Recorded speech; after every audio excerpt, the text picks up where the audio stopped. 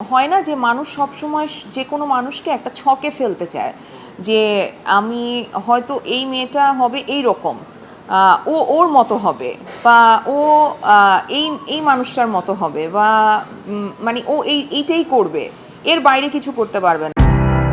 বরাবরই ব্যক্তিগত জীবন নিয়ে সোজাসাপটা কথা বলতে স্বাচ্ছন্দ্য বোধ করেন অভিনেত্রী আজমেরী হক বাঁধন। ঈদুল আজহা উপলক্ষে একটি অনুষ্ঠানে অংশ নিয়ে প্রেম, বিয়ে এবং জীবনের নানা অভিজ্ঞতা নিয়ে অকপটে কথা বলেছেন তিনি।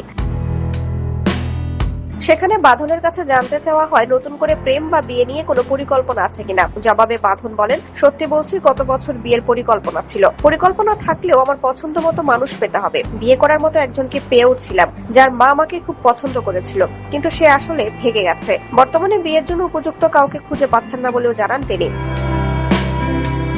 তবে প্রেমের সম্পর্কের অভিজ্ঞতা যে তার জীবনে ছিল সেটিও অকপটে স্বীকার করেন এই অভিনেত্রী।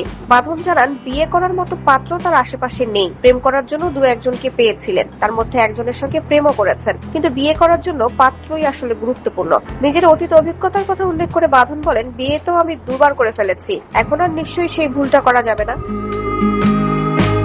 আলাপচারিতায় ঈদকে ঘিরে শৈশবের স্মৃতিও তুলে ধরেন তিনি। বাঁধন জানান, ছোটবেলায় কোরবানের ঈদ মানেই ছিল পরিবারের সদস্যদের সঙ্গে গ্রামের বাড়িতে আনন্দমুখর সময় কাটানো। মুন্সিগঞ্জের শ্রীনগরে তাদের গ্রামের বাড়িতে উদযাপিত ঈদের স্মৃতি আজও তার মনে জ্বলজ্বল করে।